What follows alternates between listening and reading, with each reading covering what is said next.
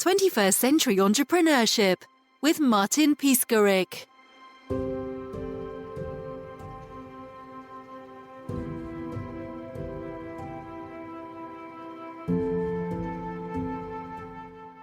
What tips do you have for employers struggling to retain quality employees and versus employers looking to renew their teams?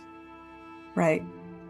Well, I think employer branding and thinking about your corporate culture or your organizational culture is more important than ever.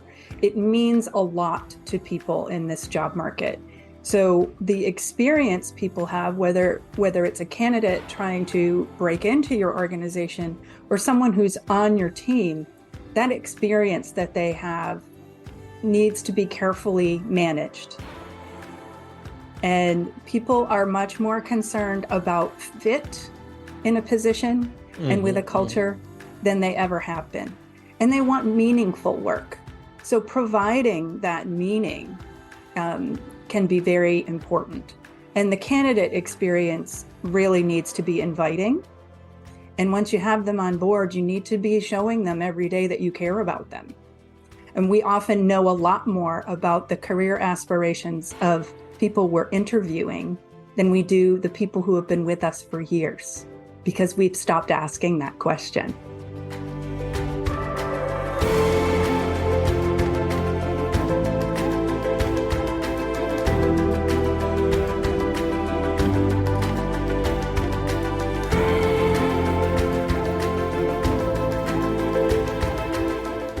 How to start asking those questions. Right. I'm a big fan of what I'm calling the stay interview. Everybody's heard of exit interviews where you ask the questions, why are you leaving? And try and make the workplace better so you don't lose people. Well, are you asking those questions of the people you already have on board to prevent the exit interview? You take time on a regular basis to ask some simple questions. How are you feeling about your job? Is there something that you're doing you wish you didn't have to do? Is there something you've always wanted to do but haven't had an opportunity to? Who are the people on the team who are most helpful to you? Is there anyone who is harming your engagement and productivity here? Asking those simple questions, similar to questions that you would ask in an exit interview, but this is the prevention. And investing in the people that you have so that they see that you truly care about them and their career path. We have one client, I think it's a beautiful system. Every year at the employee's annual review, that employee has to come to that meeting with their professional development plan for the coming year. And at that point, the company can decide how much they're willing to invest in that plan. Are the goals in line with what the company needs? And if so, then they're willing to make a significant investment. Let's go just for a second back to why are you staying? It's very interesting when you analyze emails in the company. They're mostly negative. They can be. Probably they need to be more positive, not just negative. So when somebody new comes to an old position and go through emails, it's all issues, problems, solving problems, nothing about positive aspects of that job that person came to. Well, it's important to recognize not just the big wins in a company or for an individual, but the little wins along the way. We are making progress to our goal. This is a positive thing. Take time to think about those every single week and find something meaningful to say to your people about what's happening positively in the business and in their performance. And you don't feel like you have to make it up because we want to be truthful. But take the time to really think about that. It's not always hitting the end goal, but making progress along the way and recognizing that keeps people energized and engaged.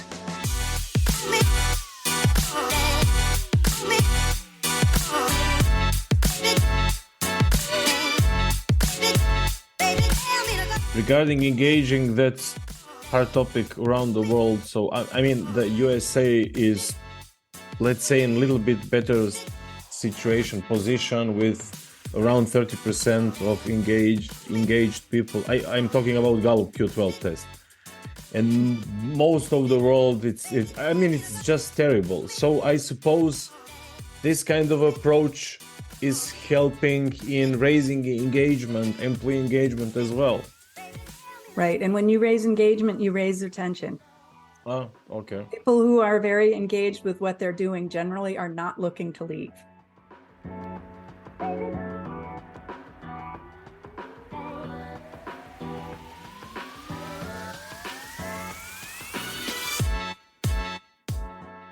And are not as susceptible to being poached away by another company.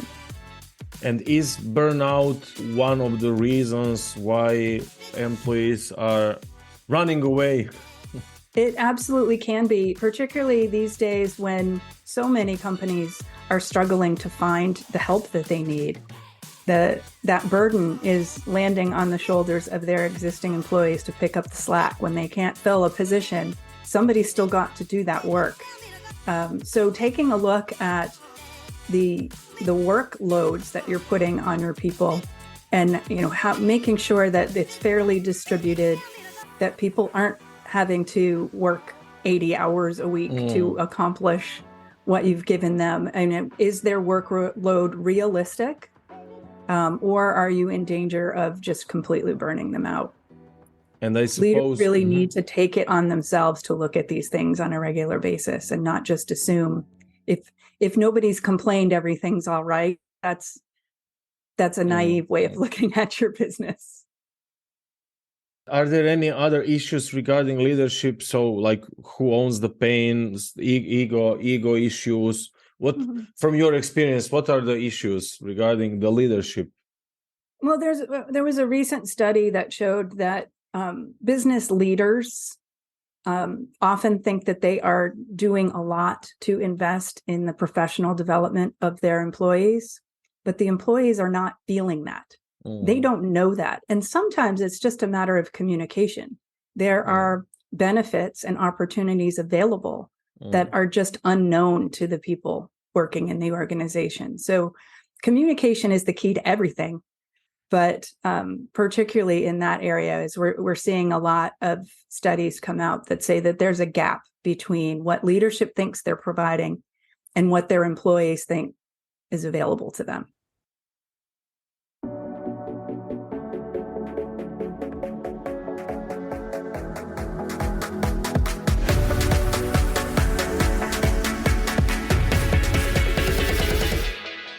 And we had the Great Resignation. So what is the most effective way of recruiting great candidates during that specific? Well, I think we're just going to naturally see people re-engaging with the traditional workforce. We are never going to see the workplace look the same way it did prior to COVID. I think that working remotely and hybrid arrangements is always going to be a part of the workplace going forward. But part of what I think happened with the Great Resignation is people were sitting home, or they were furloughed, or they were working from home, and they were thinking about their jobs and thinking, I just can't go back there. There's something missing. And at that point, investment accounts were doing really well. People had a cushion maybe. So they said, now's the time for me to take on this passion project that I've always had. I've always wanted to be a chef, or I've always wanted to be a pilot, or whatever that may be. But the reality of those situations, especially now that those cushions with healthy investment accounts have disappeared, people are having to face the harsh reality of, okay, perhaps the traditional workforce is really where I need it to be. I need to make a living. This owning an inn on the coast of Maine isn't as glamorous as I thought it was going to be. So I think we'll see a lot of re-engagement, and employers need to be ready to jump on those opportunities as they come.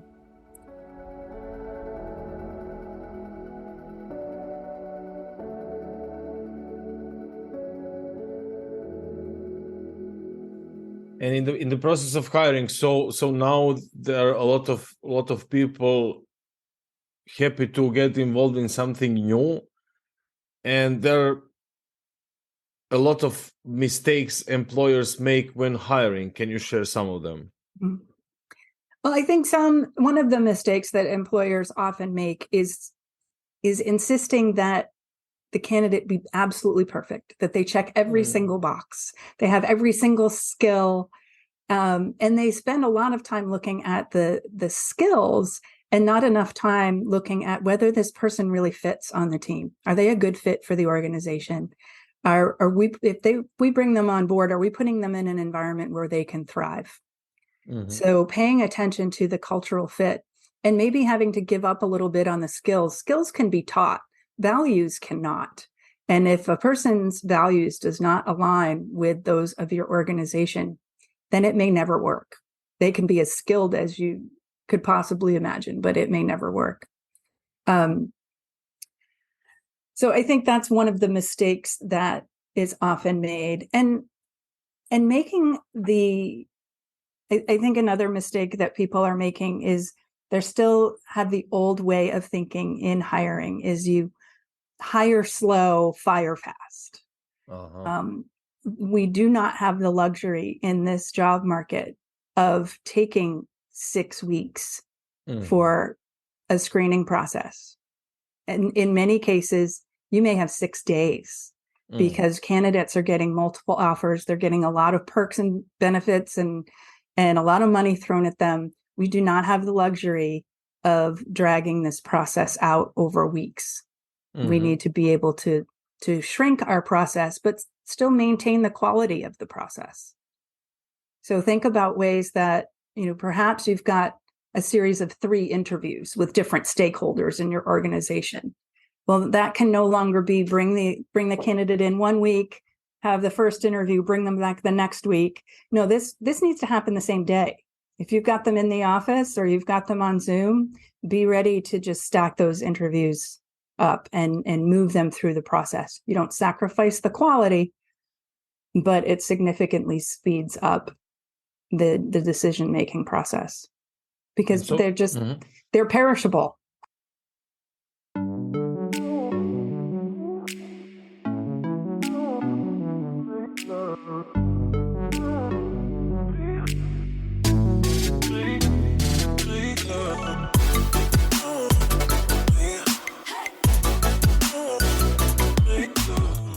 How does strategic talent management ensure businesses hire from one side, develop and retain from other side exceptional talent? Right. Well, that's what our consulting practice is built on, is solving people challenges. And these are very challenging times in the world of people in business. So we often do a lot of coaching on interviewing, helping our clients restructure their process. We do a lot of work with assessments that help us uncover whether someone is a good fit for the organization. We do culture and management studies to very clearly and definitively define an organization's culture, which then helps us create benchmarks for the types of people that will be most successful in that environment.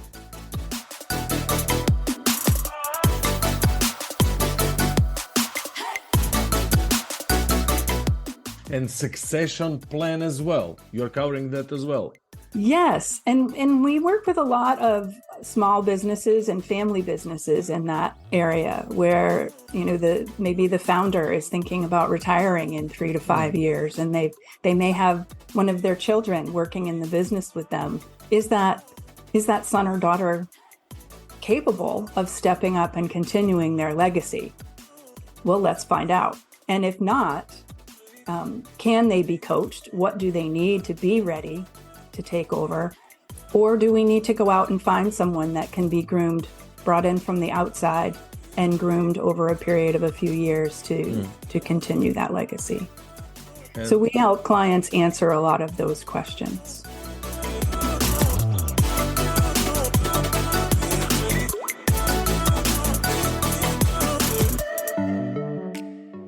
And what about your organizational culture? So, I have now I have a feeling, but how would you define it?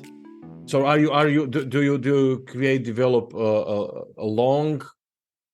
long-term relationships with your clients? What kind of, I suppose you have open communication with them then?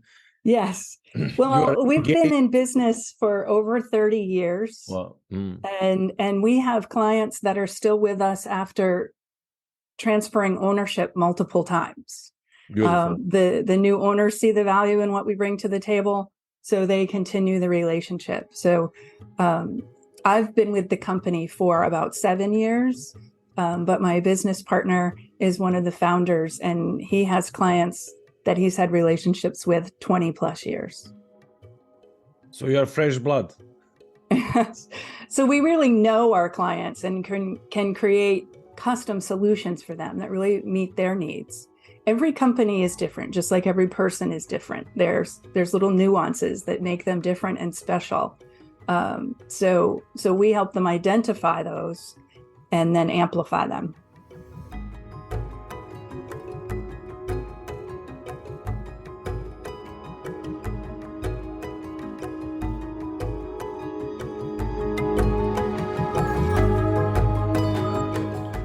Part of what we do at Strategic Talent Management is leadership development. So that may mean one-on-one coaching. That can be a leadership curriculum specific to a particular organization. But it's a customized solution based on the needs of the people and the client with which we're working. We're actually working on creating some of that in video form that people can take in small bites at their own pace. People are busy, busier than ever. We talked about burnout. So making things accessible when people have an extra few minutes and can follow up on, one of these videos and just move forward with their career and their professional development. So we try and make those things available as well.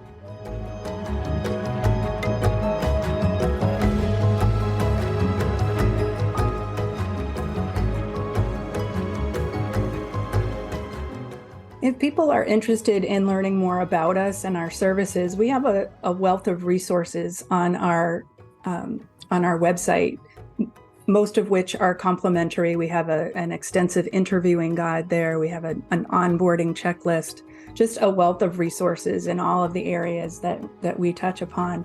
And that website is strategictalentmgmt.com. So go to the resources page and you can download many different guides that can be helpful in managing your own people. 21st Century Entrepreneurship with Martin Piskarik.